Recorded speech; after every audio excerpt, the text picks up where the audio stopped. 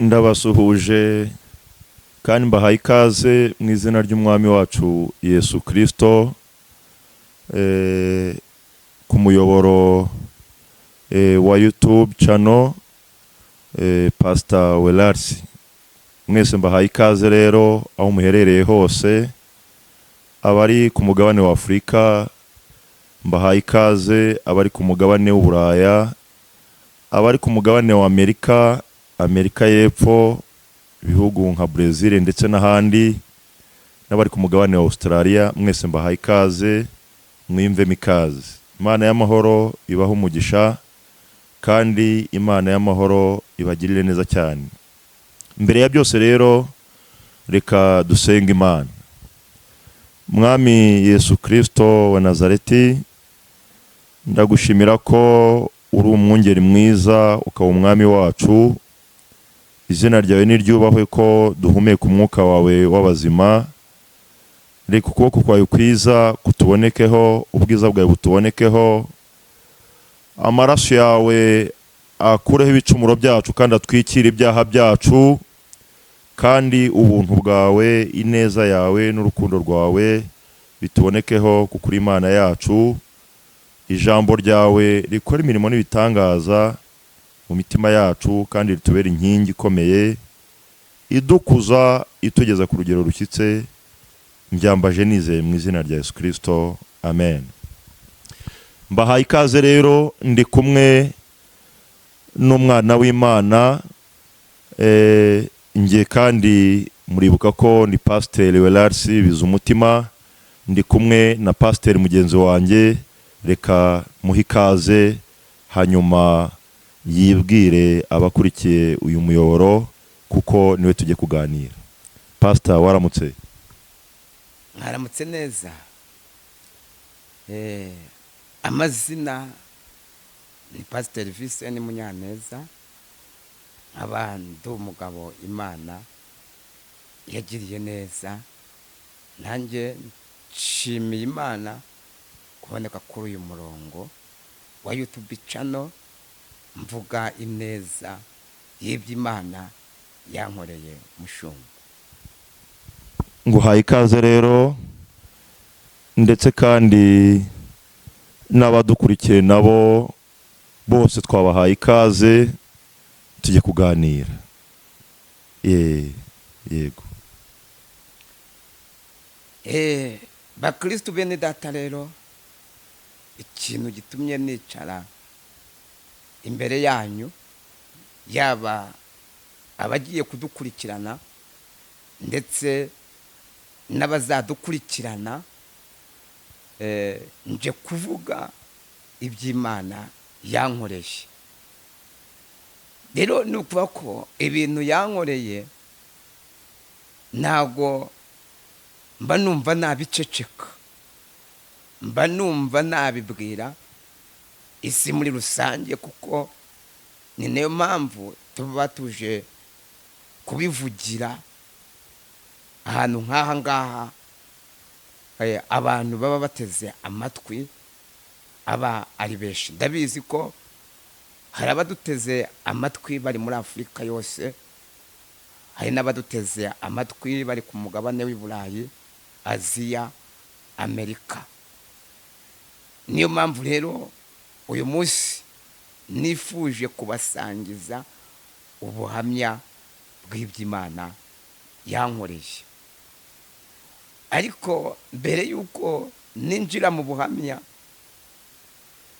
tugiye kubanza dusome ijambo ry'Imana riri hano muri Zaburi y'126. Turasoma n'umurongo wa 3 wonyine, twumve icyo ijambo ry'Imana ritubwira. Uwiteka yadukoreye ibikomeye, natwe turishimye. Twakire neza ijambo ry'Imana. Ijambo ry'Imana ratubwiye ngo Uwiteka yadukoreye ibikomeye, ngo natwe turishimye. Hano rero urumva ko ijambo ry'Imana rishyize mu bwinshi. Hano rero ni ukuvuga ko ariko nanjye Imana yankoreye ibikomeye, nanjye ndishimye, ndumva nuzuye amashimwe muri iki gitondo, ndumva nuzuye amashimwe kuri uyu munsi wa none wo kuvuga iby'Imana yankoreye, wo kuvuga ineza y'Imana. Rero mu buhamya ngiye kubasangiza, umubyeyi witwa Hana niwe wavuze ku buhamya bwe, arangije aravuga ngo Imana ngo yampaye guheka.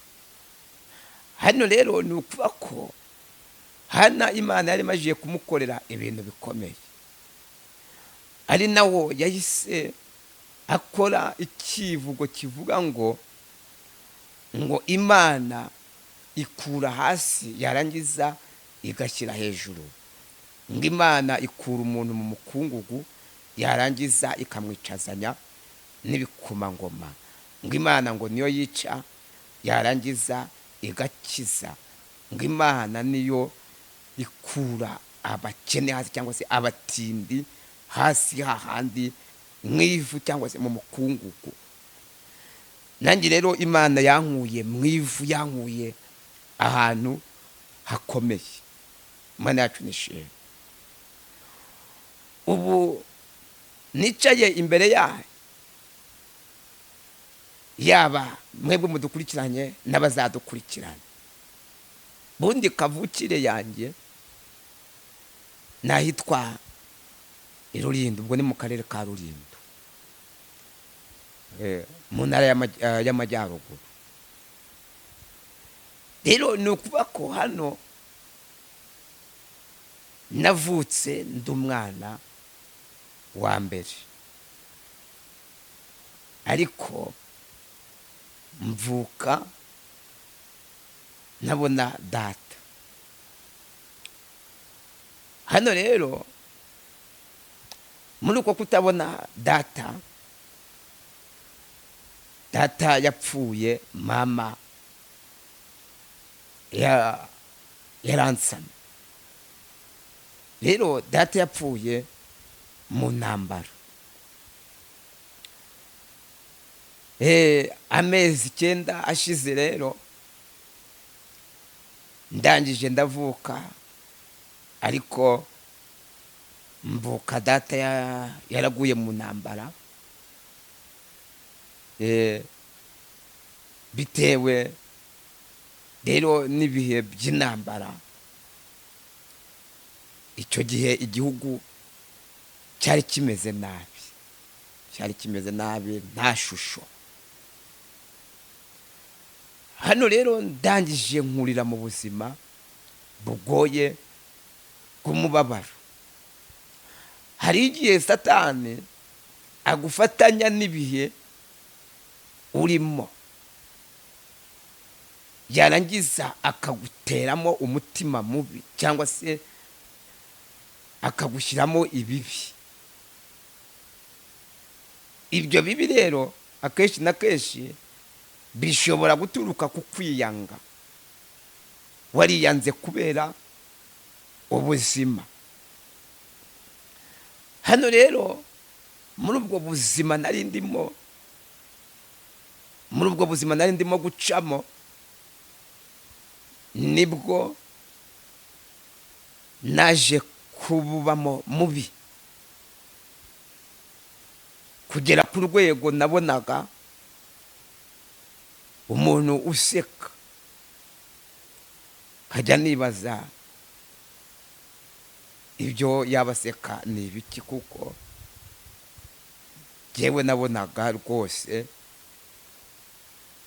asa naho ari kumbangana, kuko nta byishimo wabonaga.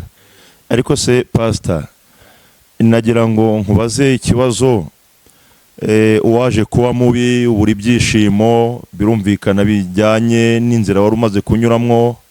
Umubyeyi w'umugore se nta ruhare yagize kugira ngo ugire ibyishimo mu buryo bwo kukurera, kuguha uburere, kukwereka inzira nziza wanyuramwo? Ibyo byishimo kubihirwa byaturukaga hehe? uku kubihirwa rero aho byaturukaga na mama wari umajije kumbyara, yambyaye akiri umwana ari mutoya nawe, kuko ngira ngo yari ari mu myaka 17. rero byafatanya n'imyaka mikeya afite, byafatanya n'ubuzima nawe arimo gucamo, noneho byafatanya n'ibibaye ku gihugu, byose bisa naho bidushyiramo hagati, kuko ni ukuvuga ko ubwo buzima nari ndimo gucamo cyangwa twari turi gucamo, ntago namurenganya kuko nawe yisanze muri iyo situwasiyo mushumba. rero ni ukuvuga ko yakoreshaga ibishoboka byose kugira ngo nishime, cyangwa se kugira ngo arebe ko twazava muri situwasiyo twari turimo, ariko bikanga, bikagorana, bikananirana. ariko ni ukuvuga ko hari ijambo Imana yabwiye Yeremiya, iramubwira ngo nakumenye utaraba urusoro mu nda ya mama wawe, ngo ngushyiraho kuba umuhanuzi uzahanurira amahanga. muri ibyo bihe rero nari ndimo gucamo, ariko Imana yari yaramenye kera, nubwo Satani yaje kumfatanya n'ibibazo bigatuma nkura ndi umurakare. Reka dukoreshe iyo mvugo, impamvu nkoresheje iyi mvugo suko narezwe ndi mu bantu Imana yareze neza, kandi ndi mu bantu Imana yaje yasanze nigaragura mu ivata ry'ibyaha, irangije impa uburere, impa umuco. Pastor, utari wagera aho ngaho kugira ngo n'abadukurikiye batagira amatsiko, ndabizi ko benshi bagize amatsiko, ubwo buzima bushaririye mwanyuzemo, mbese uwo mwaka ni muri 1994, inyuma yaho ubuzima bwaje kugenda bute kugira ngo abantu be gukomeza kugira amatsiko? nyuma yaho rero ni ukuvuga ko buriya kugira ngo ube wafata uwundi murongo wo kwikura muri situwasiyo bishobora gufata imyaka myinshi. byaje kuzamuka bigera muri 97 n'ubundi bigoranye, dore ko no muri icyo gihe nta naho kuba twagiraga. birazamuka biza kugera muri 2000. muri 2000 rero mbona ko ubuzima bukomeje kugorana n'ubundi, kuko nabonaga n'ubundi nta cyerekezo cy'ubuzima kirimo kuboneka. ndangije nigira inama yo kuzahunga ubwo buzima nkiyizira i Kigali, ari naho ndi uyu munsi, naho ndimo kuvugira. Rero hano nagerageje buryo ki nazaza i Kigali, dore ko i Kigali ntago nari mazi, biba ngombwa yuko niyambaza bamwe mu bahaba. Yego pastor, urakuze, urashaririwe, umenya amateka y'uko umubyeyi wawe w'umugabo yagiye, mama wawe agutwite. Urumva birumvikana ko wari ukiri umwana mutoya, utangiye kugenda ukura gake gahoro gahoro. Ariko se ubwo burakare watubwiye, wabaye umurakare ute? Dusobanurire ko wabaye umurakare kugira ngo abadukurikiye basobanukirwe. Wabaye umurakare ute mbere y'uko uze Kigali? Ubwo buzima wanyuzemo wabaye umurakare ute? Dusobanurire kugira ngo twumve n'abadukurikiye bumve aho Imana ikura. Ni ukuvuga ko aho natangiriye kubera umurakare,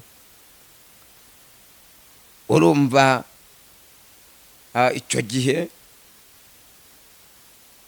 twaje gusa naho tujya gushakira ubuzima kwa mama wacu. Turagenda tugezeye kuko tutagiraga ahantu ho kuba, kuko hari harabaye amatongo. Noneho tubura icyerekezo cy'ahantu twakwerekeza, turangije twigira inama yo kujya kwisunga mama wacu. Ubwo mama wacu nuva indimwe na mama umbyara. Hano rero twaragiye tugezeyo, kuko bari abantu basa naho bo rwose agace bari baherereyemo katabayemo ibibi cyane. Tugezeyo rero bari abantu rwose ubona bishoboye, ariko tuhageze urabona twebwe nubwo twari tuhageze nk'abashyitsi, twari tuhageze nk'abantu dufitanye isano. Ariko bari bafite igikari, bakagira n'icyo twita ku irembo. Mu gikari rero akenshi na kenshi niho ibintu byinshi bikorerwa. Hano rero bajyaga bategura ibyo kurya, barangiza bakabirangiriza mu gikari.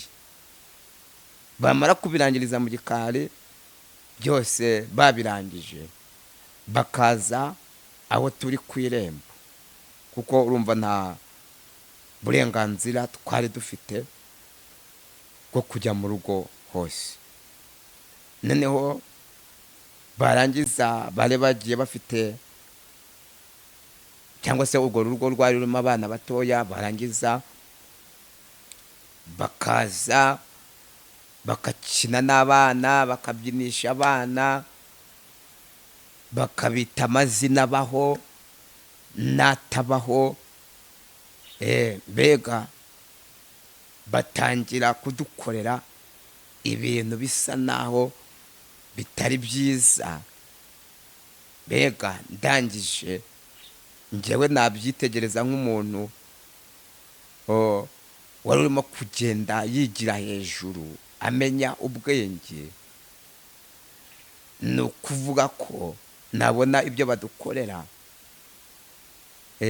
narangiza rero bitewe n'uko nta bantu benshi nari nagahuye nabo, biza kunyubakamo ikintu kivuga yuko nta muntu mwiza ubaho. Ndangije rero nibwo twatandukanye nawe, turataha dusubira aho twaturutse. yanga kugutwara, yanga kuntwara kuko yabonaga urwaye amavunja, ubwo n'imyate kandi birajyana, imyate nta n'ikirenge n'icyabagaho. hanyuma yakabutura utubwira byo ngo ni yari imeze ite? hamwe yari itise ahandi ari ikoboyi, noneho nawe kandi watubwiye ko wari umurakari. yampaye nka rero ngaho rero ni ukuvuga ko hano naratashye ariko sinacika intege.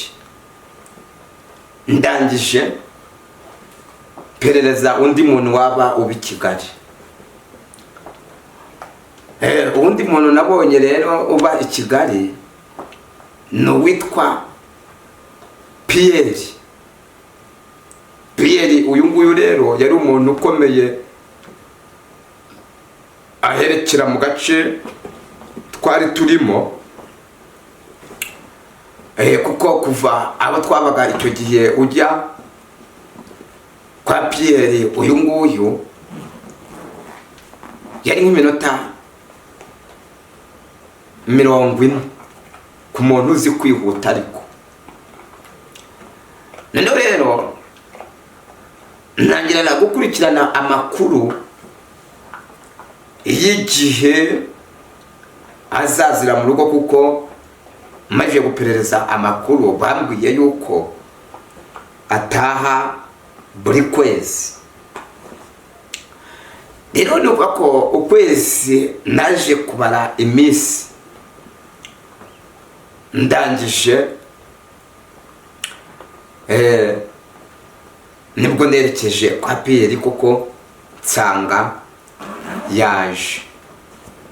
rwari urugo rw'abantu biyubashye ku buryo no kwinjirayo icyo gihe byari umeze. ikabutura yawe hamwe hitise ahandi ari ikoboyi, ibirenge nta dukweto wambaye, urwaye amavunja. yego nibyo arakwakiriye, ntawe wari guhera utinyuka umugabo wo mu urwo rugo rukomeye gutyo. nicyo kintu rero cyantindije, cyambereye imbogamizi. noneho rero ariko bitewe nagombaga kuvuga icy'ingenza, naje gutinyuka. ndangije mbabwira icy'ingenzi, kuko nkuko nabivuzeho uyu mugabo yari afite resitora ikomeye yajyaga ajyana abandi i Kigali. yari ayifite ahitwa mu Giporoso. noneho rero ubwo ni Remera. ndangije mubwiye rero arambwira ngo ntabwo yamakaniye, yarambwiye ngo arahari rwose, ngo ariko aracyaryamye. arambwira ngo waba umutegerejeho. ndangije rero mutegerezaho, ariko aza kubyuka. aho abyukiye rero nanone kumubwira icyo nshaka ikindi ku mutima nabwo bigera gute birananira. ariko nanone nza gutinyuka mubwira icy'ingenza, anyitegereje nawe. arangije aramakanira, arambwira ngo ntabwo pastor akwitegereje arakumenya, aravuga ati uyu mwana nuko ari runaka, cyangwa yakwitegereje nk'umuntu atazi cyane, ko abagabo burya ntitukuna no kubyitaho cyane.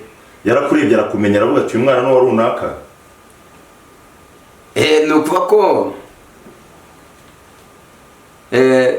ntabwo yamenye umugore, cyangwa niwe wamusobanuriye uriwe. ntabwo n'umugore nawe yaranzi. bose nta n'umwe wari ukuzi, nta n'umwe wari unzi.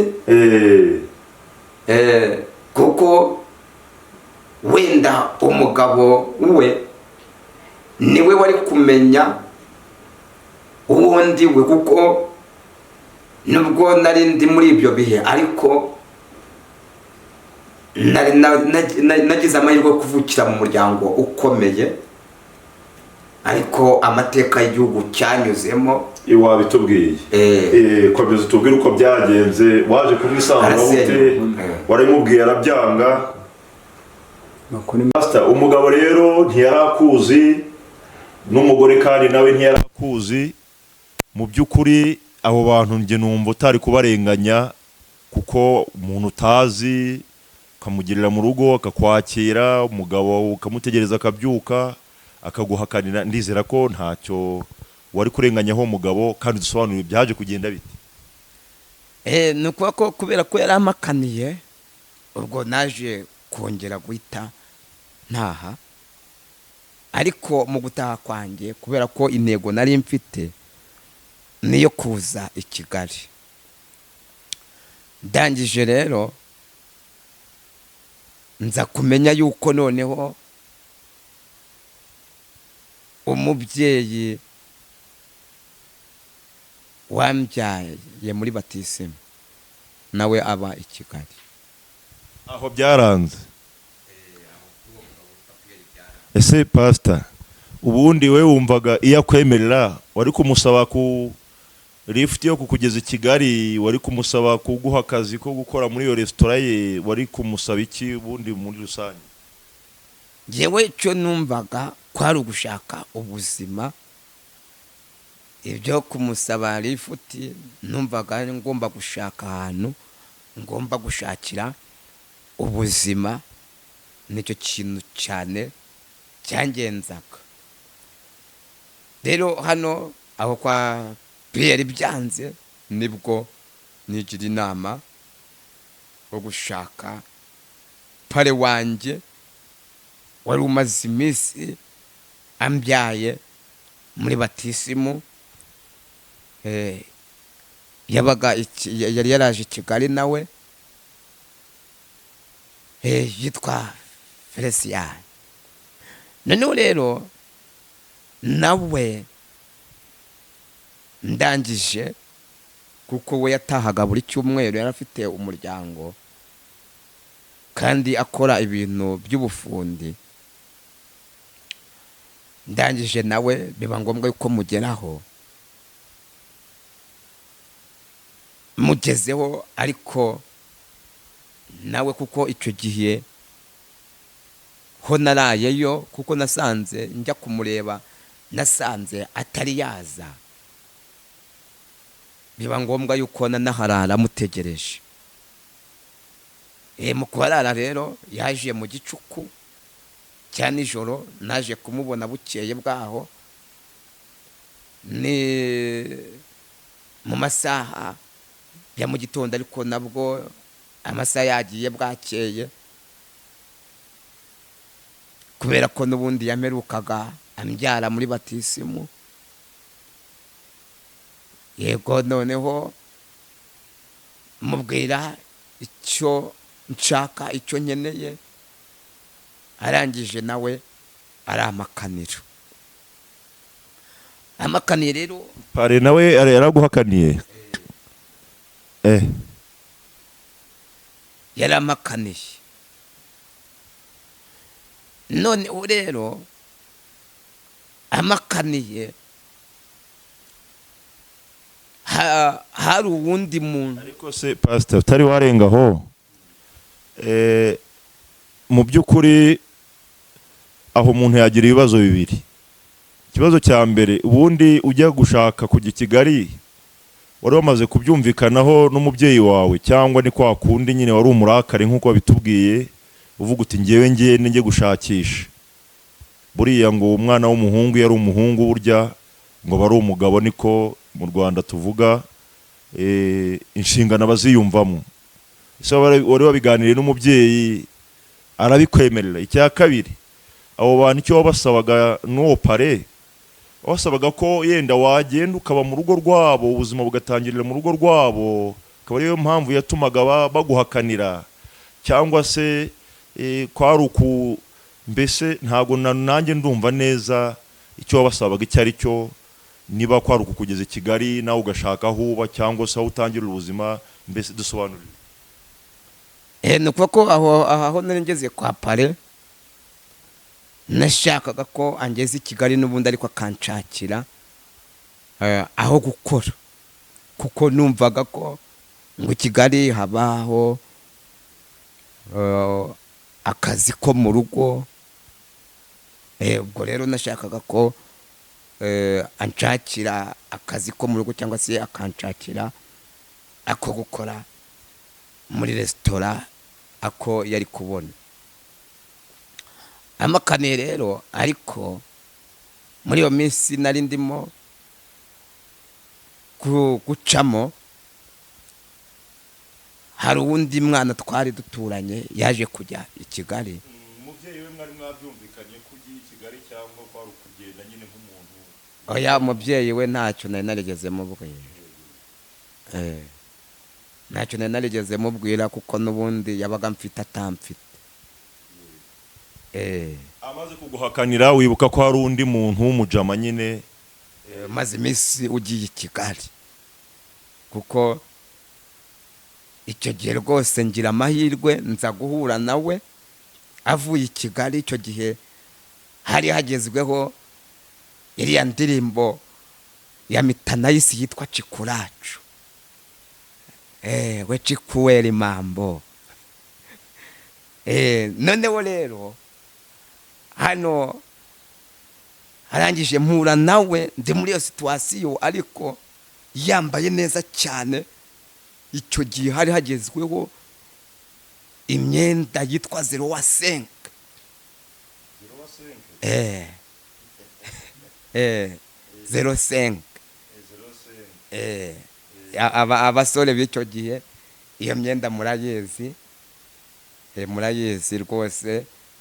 Byari ikote ry'ikoboyi n'ipantaro y'ikoboyi, noneho handitseho 05.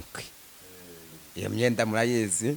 Ku ruhande habaga hariho ibara rya cuyuku ukuntu, rwose ari imyenda myiza cyane y'urubyiruko. Arangije rero umwana w'umuhungu amanuka yayiguze, aje kwereka abaturage ko ari umuntu urenze rwose. Noneho mpura nawe, ndangije nganira nawe. Muri uku kuganira nawe arangije afata icyemezo noneho cyo kunzana i Kigali. Ubwo warabanje umubwira ko yambaye neza, uramushima nyine, urumva se ubwo urumva ubwo ndimo ndakureba umubwira uti wambaye neza, uri umuntu w'umugabo, ibintu nk'ibi. Rwose noneho aza kunyemerera kuzanzana i Kigali. Igihe yari kugarukira i Kigali kigeze rwose nibwo twahagurutse.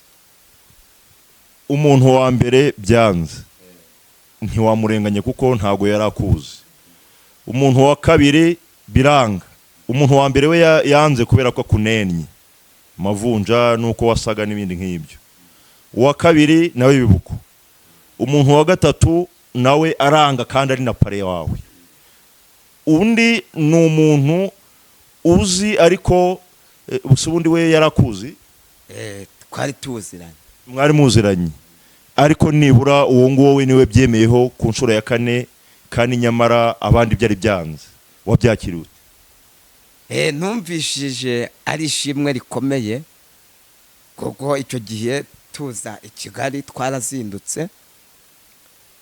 Muri uku kuzinduka rwose tugira n'amahirwe n'imodoka tuyibona vuba, duhita twerekeza i Kigali. Hano ubwo Kigali yari yubatse neza nk'ubu. Icyo gihe wabonaga rwose Kigali itubatse, ariko yari ikomeye cyane. Umuntu wazaga i Kigali icyo gihe ntabwo byabaga byoroshye. Noneho rero turaza tugeze i Kigali. Uwo musore we ntabwo yakunennye, ntabwo yigeze avuga ati mavunja ya kabutura yawe harya ngo yitwaga buke ya kabutura. Zari kabutura ubundi zishobora kuva ku maguru y'amapantaro baciye kuko bakazigura uko bashaka. we ntiyigeze akunena? Oya, ntabwo yigeze anena.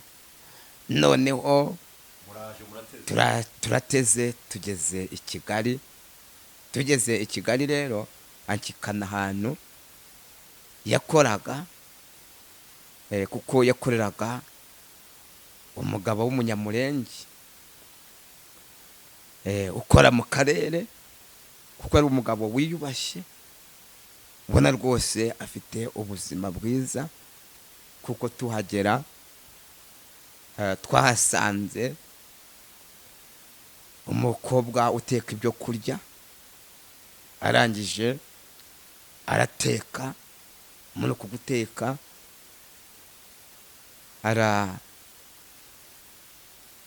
aratwakira. Ariko nsubiye inyuma ho gatoya, ni ukuvuga ko ahubwo wa muntu wanzanye i Kigali yagejeje Nyabugogo, ahubwo arankwepa. Ako ko nari nkibagiwemo, ahubwo yarankwepye. Muri uku kunkwepa rero, bitewe n'uko i Kigali bwije ko ndangije ndagenda nicara ku rugo rw'umuntu. Nicaye ku rugo rw'umuntu. Niwe wahuriye n'uwo munyamurenge cyangwa urwo rugo rw'abakwakiriye? Noneho rero nyir'urugo atashye, arangije arambaza, hari abantu baca bugufiya pana ibi ngibi, umuntu agira miliyoni 5 yagura akavatiri agatangira kwita abantu b'abagabo ngo ni bakadogo. Hari abantu baca bugufiya kandi rwose ubona ari n'abatunzi. Noneho rwose uyu mupapa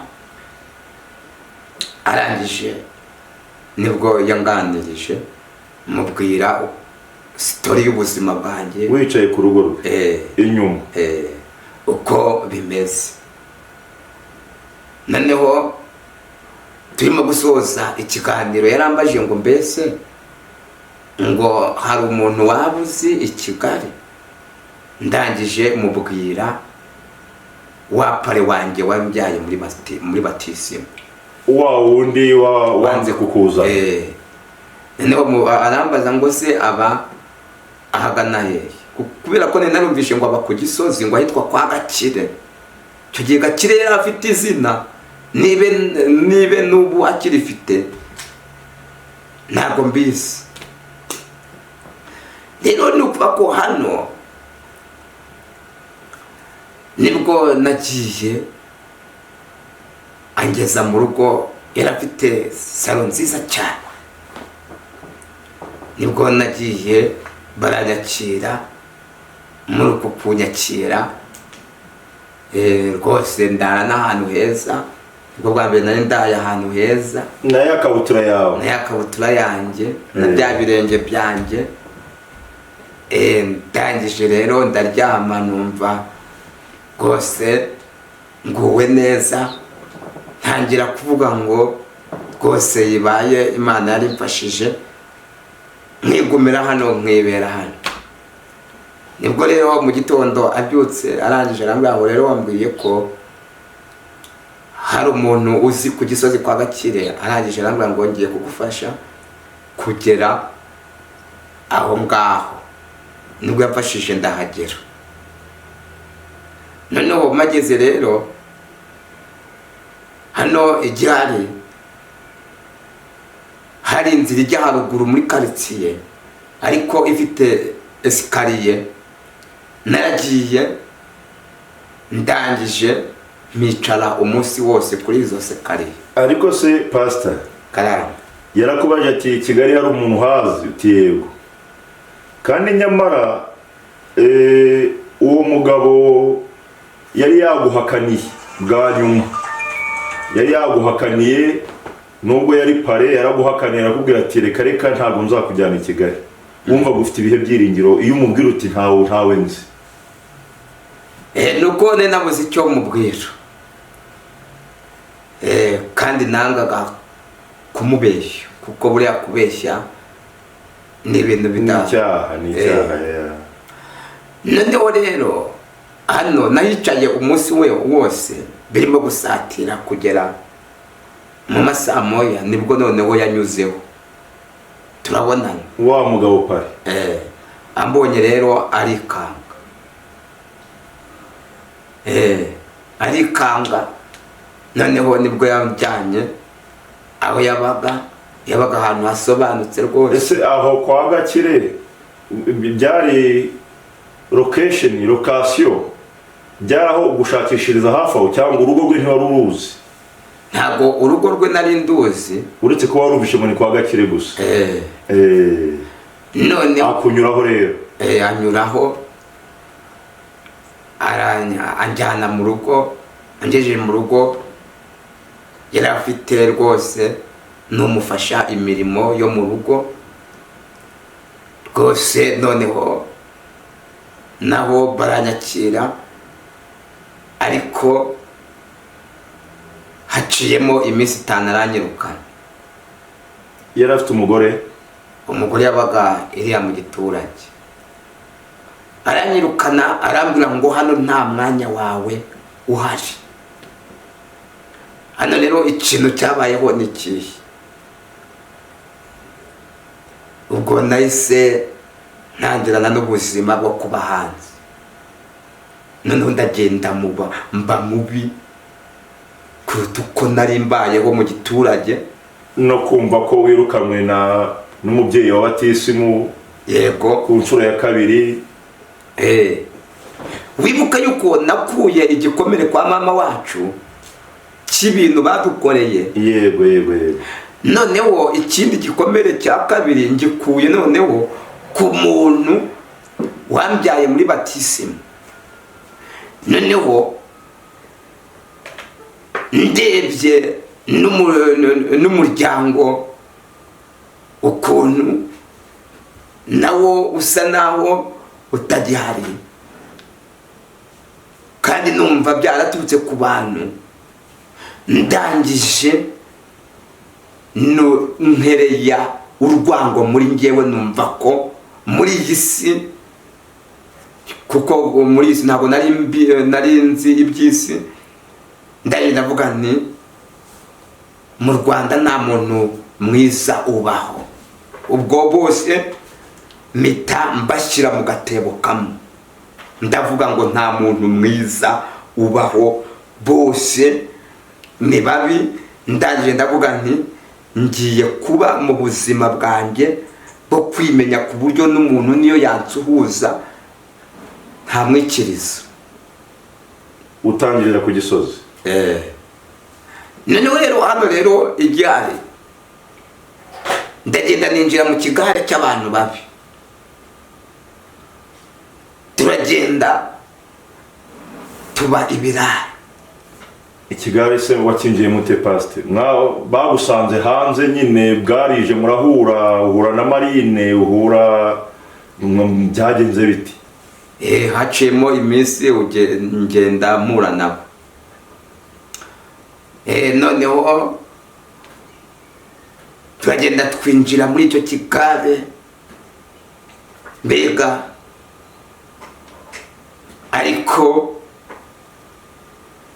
nubwo byari bimeze bityo, turagenda twiha gahunda yuko ku munsi wose ari ukuvuga amagambo 3. Ubwo amagambo 3 yaba arangiye, ubwo ntiwongere kuvuga, kuko ibyo intego y'ibyo twabaga twihaye yabaga irangiye. Turagenda tukajya tuvuga n'imvugo zitabaho. Umuntu rero iyo ari muri ubwo buzima, Satani aba yaramutsikamiye ku rwego rukomeye, ariko ntabwo ibyo ngibyo nabimazemo igihe, ahubwo naje guhura n'umubyeyi witwa mama Olivier. ubwo wari watangiye ubuzima bwo bimwe bita kugangika ariko ubwo mwararaga muri ruhurura nyine birumvikana mu mateme mwararaga hese? Twaraga mu mateme mu bishanga ibintu nk'ibyo. Noneho rero muza guhura n'umubyeyi witwa mama Olivier, arangije yari afite resitora ku Kinamba ahitwa kwa Gandarari. Abagenda ku Kinamba kwa Gandarari kuri sitasiyo barahazi. Noneho rero yari afite resitora yari iri mu gishanga munsi y'umuhanda. Mwari muziranye? Oya, twahuye gutyo gusa, arangije anyihera akazi ko gukora muri resitora. Pastor,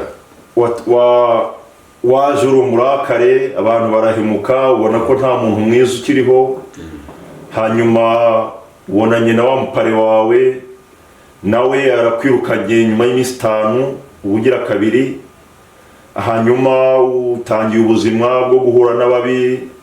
Abantu ubwo iyo tuvuze ababi ni abantu bangiritse bitewe n'amateka cyangwa se n'ubuzima bubi, mutangiye kurara ingangi nk'uko abantu babyita, muhuye n'uwo mubyeyi, mwarahuye na yakabutura na bwa buzima bubi na kwa kundi nyine utavuga, kandi na mbere wari umurakare. Se byagenze bite? Uramubwiye uti mpakazi, byagenze gute? Yabyemeye ate? Yakurebye ate? Byagenze gute? N'umuntu wamuje nawe arangije amakazi ko gukora muri resitora, ariko nkora muri resitora, ariko aza kubona kumbonamo umwana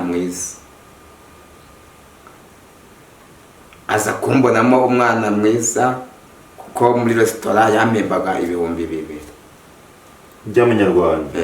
Ariko ubwo yabanje kukondora, kugushakira imyenda kugira ngo ya mavunja n'iki nyine muri resitora bakeneye isuku, nibyo yahereyeho. Icyo gihe muri resitora habamo imirimo myinshi, habamo iyo guhata no koza ibyo. Ubwo rero ninjiye muri iyo mirimo yo guhata, koza ibyombo, urabizi. Yego. Kiriya gihe n'ibintu by'amasuku ntibyarebagwa. Ntabwo waserivaga wowe? Ibintu by'amasuku ntabwo babyitagaho kiriya gihe. Noneho rero nukuvuga ko ndaba abonye ko ndi umwana mwiza, aza no kunjyana mu rugo, aba ariho njya gukorera. Ariko wese uyu mubyeyi wese ndi bumuvugaho cyane, ntabwo ari ngombwa. Ariko n'ubundi akuba umuntu ugakomeza kubura, nkomeza kugongana na bya bikomere. Noneho rero mba muri ubwo buzima, ariko ntazi ko hari umuntu mwiza ubaho, kuko najyaga ngenda mbona imico y'abantu rwose atari myiza. Hano rero ni ukuvuga ko ndangije mba muri ubwo buzima mu rugo rwe, nza no kuhava njya n'ahandi, nabwo bikomeza kwanga, nawe ngiye ahandi naho bikomeza kwanga, ndangije njya n'ahandi. Aha naho nza kuhava, ubwo hamajiye kuba 4, njya aha 5. Ngeze aha 5 rero niho naje kwakirira agakiza. Ubwo se Pastor, umubyeyi uramubonye ni mwiza, guhaye akazi, akujyanye mu rugo, ubonye aho kuba noneho, kandi kanya uti ndahavuye, ugiye n'ahandi, ugiye n'aha 4, byabaga ari we wijyanye se? Byabaga bitewe n'iki? Kandi bakwakiriye neza, bakweretse urukundo, wabaga bitewe n'iki? Oya, ni ukuvuga ko hano urumva ko nagiye naruka ibintu byinshi, ntabwo nagiye mvuga icyahambanye n'ahandi, ahubwo wa mubyeyi yankoreshaga ahantu habiri. Yankoreshaga muri resitora, akankoresha no mu rugo, muri kunkoresha ahantu habiri, ukabona utabishobora, n'amafaranga n'imvune n'amafaranga ukabona rwose nayo, ukabona ni makeya. aha ugeze hanyuma rero utangiye urugendo rw'agakiza. Ikintu rero cyaje kunkura aho ngaho, nkuko nabivuze ko nari cyane, ahubwo nkuko nabimenyereye gukora ahantu habiri, yaje kumpemba. Amembye rero arangije ndi kuri resitora, aza kumbona n'amafaranga, arangije hahita bigira birebire ngo nayo mwebwe, kandi arabemeye. Nibyo rero byatumye ndangije njya n'ahandi. Rero ku hantu ha gatanu niho naje gukirizwa, ndangije ariko nyizwa narangiritse mu bitekerezo, nyizwa mfite agahinda gakomeye. Noneho rero ariko ubwo umuntu yambwirizaga akambwira ngo hari Imana ivura, hari Imana itanga amahoro, uyu muntu wambwirije ni uwitwa Agnes. Icyo gihe yasengeraga kuri ADEPR ahitwa mu Kabagari, sinzi niba uhari. Kimuhanga? Oya, hano Kacyiru. Akabagari ka Kacyiru. Rero ni ukuvuga ko hano tugeze arimo kumbwiriza, ariko ibyo yabaga arimo kumbwira simbyumve. Mwahuye mute? Mwahuriye he Agnes? Twari duturanye n'ubundi muri urwo rugo rwa gatanu nari ngezemo ndimo gukora. Noneho rero ni ukuvuga ko hano urumva amazu yari yegeranye. Igihari rero ni ukuvuga ko ndangije nza kwemera ko anjyana gusenga. Icyo gihe yanjyanye ku Muhima kuri ADEPR. Noneho ndagenda ninjiye mu rusengero, hari hayobowe n'umukozi w'Imana nakundaga witwaga Selemani. Yari umukozi w'Imana mwiza wuzuye imbaraga z'Imana, aho ari musabiye umugisha, ahabwa umugisha n'Imana. Yego. Noneho ninjiye arimo gutera ikorasi ivuga ngo haracyariho gutabarwa. Icyo gihe hariho ububyutse buteye ubwoba, ku Muhima hari huzuye no hanze buzuye, ariko genda sesera njya mindani mu rusengero, nsanga arimo gutera iyo korasi ivuga ngo haracyariho gutabarwa, abantu bose barimo kubyina. Ariko pastor, icyo gihe noneho wari umaze noneho kugira ya mavunja ntiyakigaragara, wariho noneho wabashe kubona udufaranga, wabashe kugura inkweto, yakabutura nto ukifite, hari ukuntu wari warahindutse cyangwa wari ukiri kwa kundi? Urumva ko nagiye nkorera utwo dufaranga, nubwo twari dukeya, ariko n'imyenda yari iriho igura makeya, narisirimuye. Nshaka imyenda myiza n'udukweto, kuko naraguriwe, negera hafi y'uruhimbi. Noneho ikintu cyanejeje rero niyo ndirimbo ivuga ngo haracyariho gutabarwa. Noneho ikindi nanone ndebye ukuntu abantu barimo gutambira Imana, barimo kubyina buza, abandi buzuye umwuka wera, abandi buzuye imbaraga zidasanzwe. Kuko nagezemo nsanga ari abasaza barimo kubyina, ari abakecuru barimo kubyina, ari inkumi, ari abasore, ingeri zose zirimo kubyinira Imana. Ndangije bitewe nuko aribwo bwa mbere nari mbibonye, ndangije ndahagarara nditegereza, ndavuga ni kumbi abantu baba hano bose ntawe uruta undi. Ikindi nanone bahora bishimye, kuko njyewe nta byishimo nagiraga. Noneho rero ibyo bintu nkomeza kwitegereza ibintu barimo, kuko nabonaga bishimye, kandi njyewe narigeze mbibona n'umunsi n'umwe. Ntabwo nari narigeze mbibona n'umunsi n'umwe. Haleluya. Noneho rero ndangije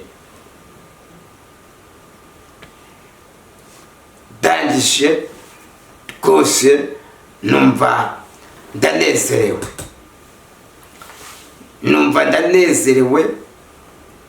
cyane. Noneho rero hano igihari,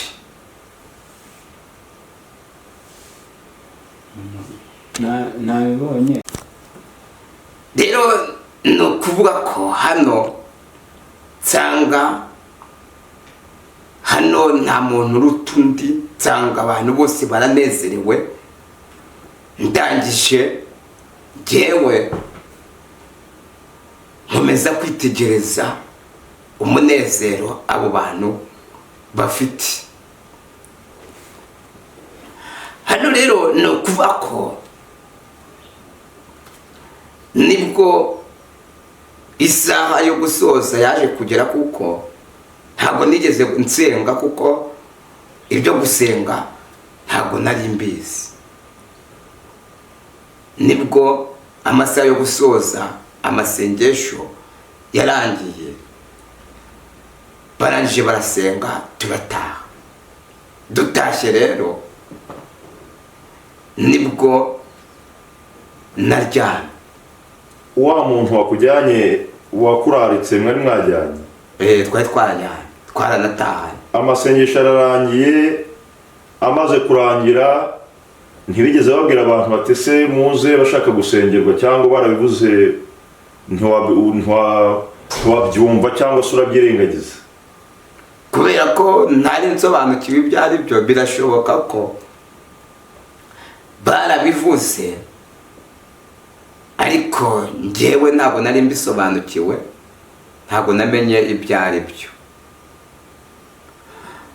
Hano rero ndangije ntashye, amasaha yo kuryama ageze, ndaryama. Majije kuryama nibwo muri iryo joro Imana yansuye. Imana iransura ivugana nanjye, irangije irambwira ngo ndi Daniel. Pastor, icyo gihe se Imana wari uzi uko ivuga cyangwa byagenze bite? Dusobanurire, yagusuye ite, byagenze bite, kugira ngo n'undi muntu utari wasobanukirwa cyangwa utari wamenya ko Imana ivuga, uko Imana ibigenza, asobanukirwa uko byakugendekeye. Byagenze bite? Yagusuye ite? Byagenze bite? Ni ukuvuga ko wararyamye. Impamvu navuze ko ari Imana, yaraje irangije irampamagara ngo yewe Daniel. Noneho ndangije ndabaza. Muri uku kubaza rero ndabaza nti Daniel ninde ko namuzi? Hano rero byabaye kugira ngo menye ko ari Imana, byabaye ngombwa yuko insobanurira, kuko nk'umuntu n'ubundi Imana yasuye hari ibimenyetso bishobora kuko ikubwira ko ari Imana iri kuvugana nawe. Noneho rero ndabaza nti Daniel ninde se uwo muntu ko namuzi? Hanyuma pastor, wabwiwe n'iki ko ari Imana nyine? Warayibonye, bonera guhamagaye, nijwi wumvaga, wararyamye ubona hari wakuvugishaga, mbabwiwe n'iki ko ari Imana? Jewe numvaga ijwi. Wumvaga ijwi riguhamagaye? Rimamagara ngo yewe Daniel. Yego. Rimamagaye rero ngo yewe Daniel. Urumva ko ntabwo nzi ko ari Imana. Ndanje ndabaza ni Daniel ninde ko namuzi?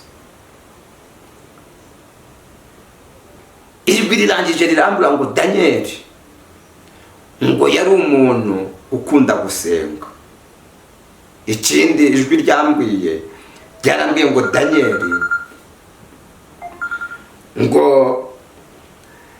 yari umuntu ngo ukundwa n'abantu bose. Ikindi yambwiye ngo Daniel yari umuntu ngo wuzuye imbaraga z'Imana. Nicyo cyatumye rero menya ko ari Imana iri kuvugana nanjye. Hano rero ni ukuvuga ko muri uko kuvugana nanjye kw'iryo jwi nibwo iryo jwi ryavuyeho. Noneho haza Yesu.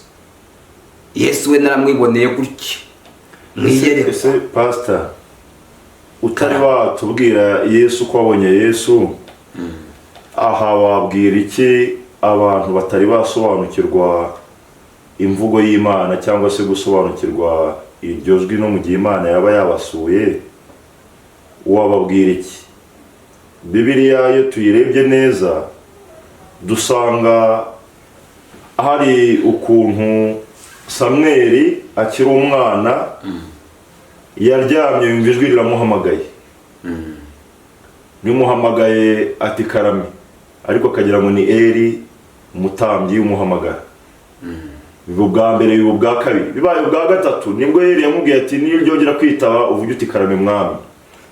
Aha wabwira iki abantu batari basobanukirwa cyangwa se batari bamenye ko Imana ivuga? Icyo nabwira abantu nuko ijambo ry'Imana muri Yobu riravuga ngo Imana ivugana natwe turi ku mariri yacu turyamye. Ngo ivugana natwe rimwe cyangwa kabiri ngo nubwo tutabyitaho. Rero ni ukuvuga ko Imana ivugana natwe mu buryo butandukanye. Hari ukumva ijwi, kuba wakumva ijwi riguhamagara rivugana nawe, nkuko uyu Samweli yumvishe ijwi rimuhamagara. Ikindi nanone ishobora kuvugana nawe inyuze mu ndoto, ishobora no kuvugisha no mu bundi buryo. Ariko icyo nabwira umuntu utarasobanukirwa ni ukumva iryo jwi akaritegera amatwi neza, kuko ijwi ry'Imana kugira ngo uzamenye ko ari Imana ivuganye nawe riba ryoroheje kandi rikugira inama, riba rivuga ku kintu cyiza.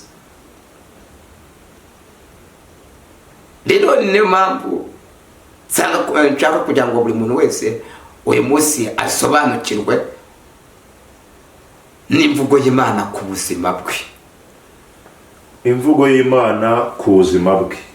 Uti Yesu, hakurikiyeho igika cyo kubona Yesu, uti naramwiboneye. Waramwiboneye Yesu? Yesu naramwiboneye. Ameze asate, wamubonye ute? Yesu nagiye kubona mbona Yesu araje, kuko Yesu akugendere ntabwo wabiyoberwa. nabonaga ari umugabo mwiza cyane muremure yambaye ibishura by'umweru, arangije amfata ukuboko.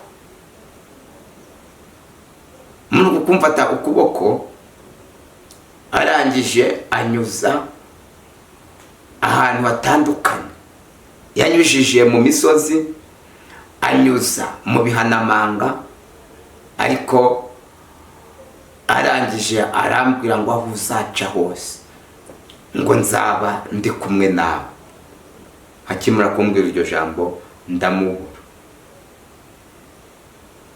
urakanguka. Mubuze rero hakurikiraho Bikira Mariya. Bikira Mariya nawe yaraje, kuko iryo joro ryabaye ijoro ryo gusurwamo cyane. Bikira Mariya nawe yaraje, arangije nabonaga nawe turimo kugenda nkuko waba uri kumwe n'umuntu kucya mu nzira mugenda. Noneho turimo tugenda tuza kunyura ahantu hari umusigiti. Noneho rero dusanga abantu barimo gusara. Rero turahagarara turabitegereza. Arangije arambaza ngo bariya barimo gukora iki? Gusara ubwo abadukurikiye no gusenga, abayisilamu niko babivuga mu rurimi rwabo rw'icyarabu. Niko mbyumva, kuko ntabwo ndinjira nko mu musigiti ngo ndebe uko babigenza. Yego, ubona arakubaza ngo bariya bari gukora iki? Noneho ndamubwira ngo simbizi, kuko ntabwo nari mbizi. Byo gusara nabyumvaga gutyo bivugwa mu cyarabu, ariko ntabwo nari nzi icyo bisobanura. Noneho rero arangije arambwira ngo dukore iki? Ndongera ndamubwira ngo simbizi. Arangije arambwira ngo twigendere. Noneho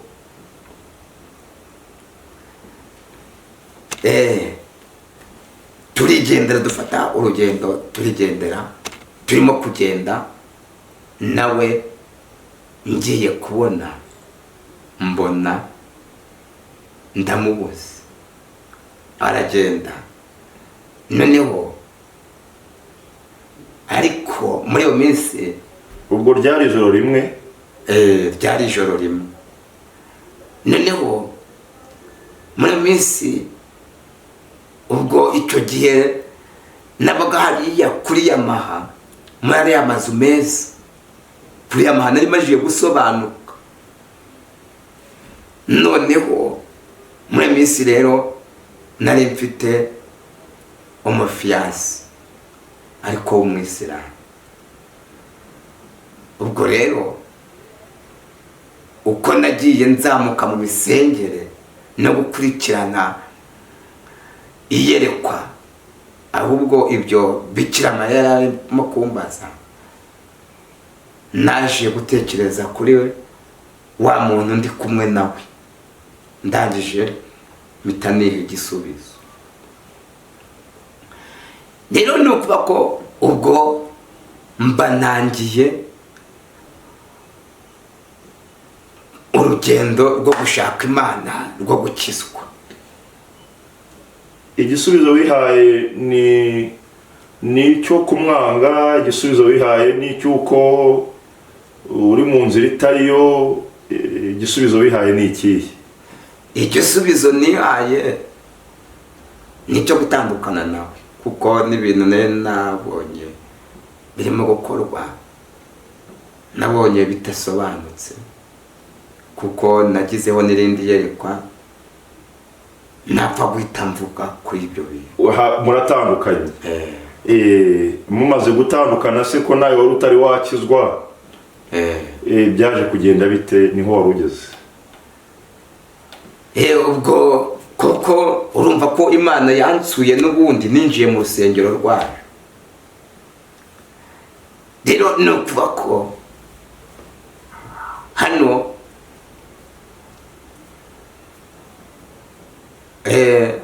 kuko ubuhamya bwanjye buri mu bice bibiri. Ndumva turi butambutse igice cya mbere, ariko hakazabaho n'igice cya kabiri, kuko igice cya kabiri nacyo ni urugendo runini, kuko naje kwinjira muri gahunda yo gusenga, ariko bitewe na gahunda yo gusenga ntabwo nari nzi kuvuga. Navugaga icyo abantu bita ngo uburimi. Fiance cyangwa se sheri uramwanze, umuhoye ko ari umuyisilamu kandi nawe nturakizwa. Tubwire uko waje gukizwa, aburiho tuba dupfundikiriye, ubutaha tuzakomeza igice cya kabiri. Ni ukuvuga ko hano impamvu natandukanye nawe ni uko na Bikira Mariya we ubwo yambwiye ngo twigendere. Yamfashe ukuboko arambwira ngo twigendere. Arakubaza ati bariya barakora iki? Simbizi, twigendere. Nyuma yaho ubona ko yakubwiraga ibyo mwarimo n'uwo mukobwa wo muyisilamu, wigira inama, ubona ko ubwo ibyo byose wari umaze kumutangira kumenya gusenga se kandi utarakizwa. Urumva ko njyewe ninjiye mu rusengero Imana aba ari bwo insura.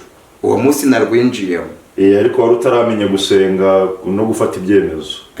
Ntabwo nakabimenye no gufata ibyemezo. Ubwo rero nibwo nahise mfata icyemezo cyo gutandukana nawe, ndangije. Ubwo rero ninjira muri gahunda yo gushaka Imana. Muri gahunda yo gushaka Imana rero, Imana yaje kumamo amasezerano ari nabyo tuzagarukaho mu gice cya kabiri. Mu gice cya kabiri badutubwira uko wakiriye Yesu umwami n'umukiza, uko byagenze dupfundikiriraho. Ubwo muri icyo gihe cyangwa se muri iyo minsi naje gukizwa, nakira agakiza, ariko nakira agakiza ntazi kuvuga, mvuga icyo abantu bita uburimi, kuko harimo n'abanzi. Hano rero majiye gukizwa, Imana itangira kuma amasezerano, ngera ahubwo mbatizwa i Nyarugenge. Ni naho wakiriye agakiza? Nakakiriye ku Muhima, ariko pisine yari Nyarugenge. Mbatizwa n'umupasiteri witwa Viateri. Icyo gihe na Bodwe yarahari. Abo bose ni abapasiteri. Rero igice cya mbere kirangiriye aho ngaho. Wakiriye Yesu umwami n'umukiza, urabatizwa. Hanyuma utubwiye ko ubutaha ariho uzakomereza amasezerano Imana yaguhaye, nuko yaje gusohora. Ubu ngira ngo uyu munsi wa none uri umugabo urubatse, ufite urugo. Ndi umugabo. Uri umugabo urubatse. Mu masezerano Imana yaguhaye birumvikana ko harimo n'iry'umushumba. Ubutaha uzaturamburira neza, utubwire uko Imana yaje kwisohoza, kugira ngo n'undi muntu wese ufite amasezerano yizere ko icyo Imana ivuze inagisohoza. Pasiteri Vincent Munyaneza, ndabashimiye. Imana ibampere umugisha, kandi ukuboko k'Uwiteka Imana kubane namwe. Murakoze mushumba. Shalom, shalom. Shalom.